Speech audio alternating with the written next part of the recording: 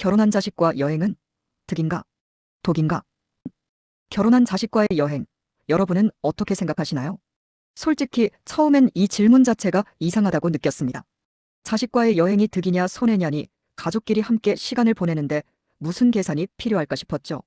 하지만 단 한 번의 여행 이후 제 생각은 완전히 바뀌었습니다. 그 여행 이후 저는 우리 어디 한번 갈까? 하고 쉽게 말하지 못하게 됐습니다.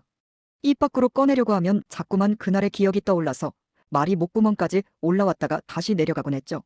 여행이 끝나고 남은 건 무엇이었을까요? 예쁜 사진도 따뜻한 추억도 아니었습니다. 제 마음속에 남은 건 단 하나의 질문이었습니다. 내가 이 집에서 아직 가족이 맞나? 그 질문 하나가 마음 한구석에 깊이 박혀버렸습니다.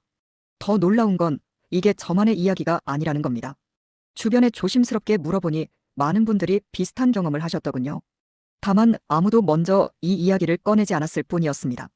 오늘은 그 이야기를 나눠보려 합니다. 왜 결혼한 자식과의 여행은 이렇게 힘들까요? 결혼한 자식과의 여행이 유난히 어려운 이유, 혹시 생각해 보신 적 있으신가요? 돈 문제도 있고 성격 차이도 있겠지만 진짜 중요한 것은 따로 있습니다. 바로 가족이라는 이름으로 서로 다른 기대를 하고 있다는 것입니다. 부모 세대에게 가족이란 함께 움직이는 공동체입니다. 밥을 먹어도 같이 먹고 길을 걸어도 나란히 걷고 무언가를 결정할 때도 함께 의논하는 존재들이죠. 그게 우리가 평생 알아온 가족의 모습이었습니다. 하지만 자식 세대에게 가족은 조금 다릅니다. 사랑하지만 간섭하지 않고 함께 있지만 각자의 방식대로 움직이고 연결되어 있지만 독립적인 존재. 그게 요즘 세대가 생각하는 가족의 형태입니다. 이 차이를 모른 채 함께 여행을 떠나면 어떻게 될까요? 여행은 휴식이 아니라 관계를 시험하는 시간이 됩니다. 공항에 내리는 순간부터 체크아웃까지 모든 순간이 우리는 정말 가족인가? 를 확인하는 무거운 시간이 되어버립니다. 웃으며 사진을 찍지만 렌즈 뒤에서는 서로의 마음이 조금씩 멀어지는 걸 느낍니다. 상처받은 순간 편히 가만히 쉬세요. 제주의 파란 하늘과 시원한 바닷바람. 날씨는 완벽했습니다. 그날 아들 내외가 아이들과 우도를 다녀온다고 했습니다. 어머님, 아버님은 오늘 좀 피곤하실 것 같아요. 아침 일찍 출발하셨잖아요. 저희끼리 우도를 다녀올게요. 말투도 표정도 부드러웠습니다. 하지만 제 귀에는 이렇게 들렸습니다. 같이 다니기 부담스러운 존재. 며느리도 웃으며 말했죠. 우리 금방 다녀올게요. 호텔에서 편하게 쉬세요. 저는 아무 말도 할 수 없었습니다.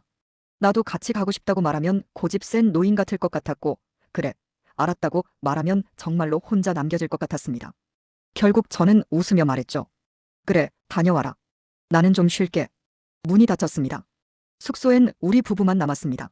텔레비전을 켜려다가 그냥 리모컨을 내려놨습니다. 침대에 눕지도 못하고 의자에 앉아서 창밖만 바라봤습니다. 창밖엔 가족들이 웃으며 함께 걸어가고 있었습니다. 그때 문득 깨달았습니다. 여행지에서 가장 외로운 사람이 나일 수도 있구나. 저녁 늦게 아이들이 돌아왔습니다. 웃으며 사진을 보여줬죠. 저는 웃으며 잘 다녀왔네 하고 말했습니다. 하지만 제 마음속 어딘가에서는 작은 금이 가고 있었습니다. 상처받은 순간 무엇을 먹을지? 그날 저녁 우리 부부는 유명한 해물탕집을 가려 했습니다. 그런데 아들 부부가 말했습니다. 애가 매운 거 못 먹는데 이 동네 맛집으로 유명한 돈가스 어때요? 손자가 좋아하는 거니까 당연히 따랐습니다. 가족끼리 즐겁게 이야기 나누며 맛있게 먹었죠. 식사 후 계산서가 테이블 위에 놓였습니다. 손자가 먹고 싶어 한 메뉴였으니 아들이 계산하겠거니 생각했는데 주저하는 분위기가 느껴졌습니다. 결국 제가 계산을 했습니다. 예전 같았으면 망설임 없이 했겠지만 이젠 상황이 다릅니다. 저는 이제 연금으로 살고 있고 아이들도 그걸 잘 알고 있습니다. 예전처럼 매달 월급이 들어오지 않습니다. 돈이 아까워서 아닙니다. 다만 이런 생각이 들었습니다. 아버지로서의 자리가 흔들리는 건 아닐까. 부모로서의 자리를 제 방식으로 지키고 싶었던 거죠. 이 갈등의 진짜 원인. 여행에서 돌아온 뒤 저는 한동안 생각에 잠겼습니다. 왜 이렇게 힘들었을까? 자식이 못되게 군 건 아니었습니다. 며느리가 무례한 것도 아니었습니다. 그럼 내가 너무 예민했나?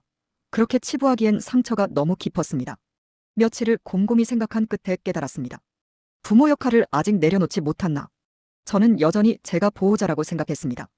돈도 제가 내야 하고 일정도 제가 주도해야 한다고 믿었죠. 하지만 현실은 달랐습니다. 아들은 이미 가정을 꾸린 가장이었고 며느리는 자기 일을 하며 돈을 버는 독립적인 어른이었습니다. 제가 보호해야 할 어린아이는 이미 오래전에 사라졌습니다. 다만 저는 그걸 받아들이기 어려웠던 거죠. 자식은 이미 독립한 어른이라는 현실. 아들 부부에게 저는 더 이상 모든 것의 중심이 아니었습니다. 그들에게는 그들만의 리듬이 있었고, 그들만의 속도가 있었고, 그들만의 여행 방식이 있었습니다. 우도에 함께 가지 않은 건 저를 배제한 게 아니라 그들의 방식대로 움직인 것뿐이었습니다. 하지만 저는 그 모든 것을 거부와 소외로 받아들였습니다. 가족이면 당연히 알아주겠지라는 착각. 가장 큰 문제는 이것이었습니다. 저는 말하지 않았습니다. 나도 함께 가면 안 될까? 이번 식사는 내가 계산해도 될 것 같은데. 이런 말을 단 한 번도 하지 않았습니다. 가족이면 당연히 알아줄 거라 생각했으니까요. 하지만 기대는 말하지 않으면 배려가 아니라 오해가 됩니다. 그리고 그 오해는 쌓이고 쌓여서 결국 상처가 됩니다. 반전자식의 진심. 여행 마지막 날 공항으로 가는 차 안이었습니다. 아들이 조심스럽게 입을 열었습니다. 혹시 저희끼리 우도 가서 서운하셨어요? 애들 엄마가 아버님이 조금 서운해 보이셨다고 해서요. 아버지가 피곤해 보이셔서 저희끼리 갔는데. 며느리도 말했습니다. 저희가 아직 마음을 잘 표현하지 못한 것 같아요. 아버님께서 오해하실 수도 있다는 걸 미처 생각 못했어요.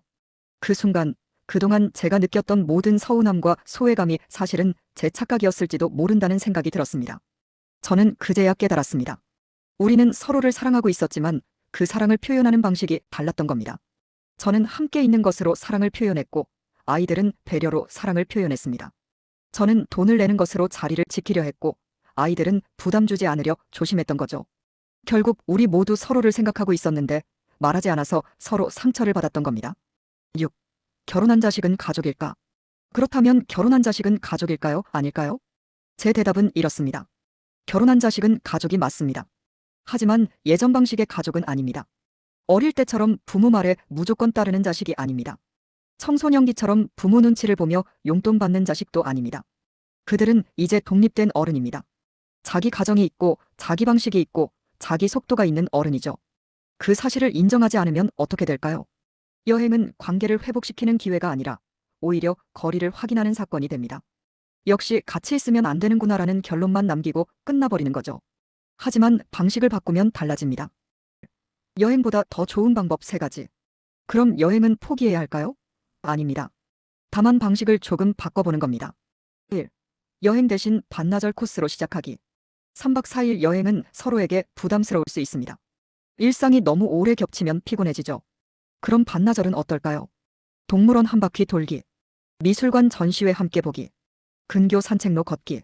이런 짧은 만남은 헤어질 시간이 정해져 있어서 갈등이 훨씬 적습니다.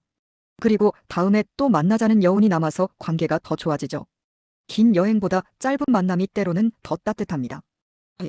비용과 역할을 미리 나누기. 이번엔 내가, 다음엔 내가. 이 한마디를 여행 전에 미리 정하는 겁니다. 부모는 지갑이 아니라 동행자입니다. 자식도 마찬가지고요. 돈 문제를 명확히 해두면 계산서 앞에서의 어색한 침묵도 마음속 서운함도 사라집니다. 3. 여행 전 단 하나의 약속. 서운하면 쌓지 말고 바로 말하기. 이 약속 하나만 지켜도 여행의 절반은 성공입니다. 나도 같이 걷고 싶어. 오늘 계산은 내가 해줄래. 조금 쉬고 싶은데 괜찮을까? 이런 말들을 참지 말고 편하게 하는 겁니다. 가족이라고 해서 모든 걸 알아주진 않습니다. 말해야 알고 들어야 이해하고 표현해야 가까워집니다. 마무리하며 결혼한 자식과의 여행은 사랑을 확인하는 자리이기도 하지만 동시에 관계를 새롭게 만들어가는 시간이기도 합니다. 하지만 피해야 할 대상은 아닙니다. 단지 방식을 바꿔야 할 관계일 뿐입니다.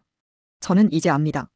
여행이 힘들었던 건 우리가 서로를 사랑하지 않아서가 아니라 사랑하는 방식이 달랐기 때문이라는 걸요. 그걸 이해하고 나니 조금 편해졌습니다. 다음에 또 여행 갈 거냐고요? 아마도요. 하지만 이번엔 다르게 갈 겁니다.